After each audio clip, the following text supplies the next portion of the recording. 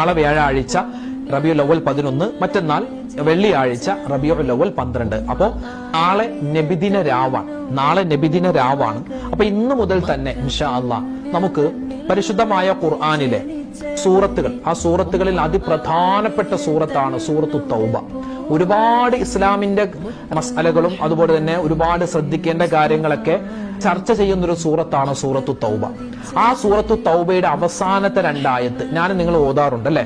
ഇൻഷാ അല്ലാഹ് ആ ആയത്ത് എന്റെ ഉമ്മമാരെ, എന്റെ സഹോദരിമാരെ, സഹോദരങ്ങളെ, ഉപ്പമാരെ, അതെന്തായാലും നമ്മൾ ഇനിയിപ്പോ നാളെ നബിദിന രാവാണ്, മറ്റന്നാൾ നബിദിനൊക്കെ വരുകയാണ്. പ്രത്യേകിച്ച് വെള്ളിയാഴ്ച രാവിലും പകലിലൊക്കെ ഒരുപാട് കണ്ട് നമ്മൾ കുറച്ചെന്നല്ല അമിതമായി ചൊല്ലേണ്ട ആയത്തുകളിൽ പെട്ട 2 ആയത്താണ് ഈ സൂറത്തു തൗബയിലെ അവസാനത്തെ 2 ആയത്ത്.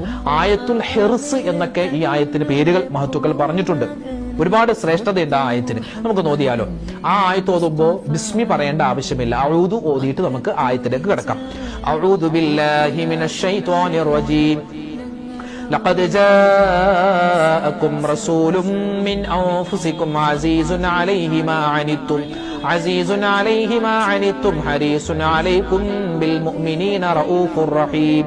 فإن تولوا فقل حسبي الله لا إله إلا هو عليه توكلت وهو رب العرش العظيم. എന്താ ഇതിന്റെ ശ്രേഷ്ഠത എന്നറിയോ? അള്ളാഹുവിന്റെ അർശുമായിട്ട് ബന്ധമുള്ള ഒരു ആയത്താണെന്നാണ്. കാരണം നബി സല്ലല്ലാഹു അലൈഹി വസല്ലം തങ്ങളെ പുകഴ്ത്തി പറയുന്ന ആയത്താണ്. മാത്രമല്ല അള്ളാഹുവിന് മാത്രമുള്ള 2 വിശേഷണങ്ങളാണ്. ഒന്ന് റഊഫ്, 2 റഹീം. അള്ളാഹിന്റെ പേരുകളാണത്. കൃപയുള്ളവൻ, കരുണയുള്ളവൻ, ദയയുള്ളവൻ എന്നൊക്കെയാണ്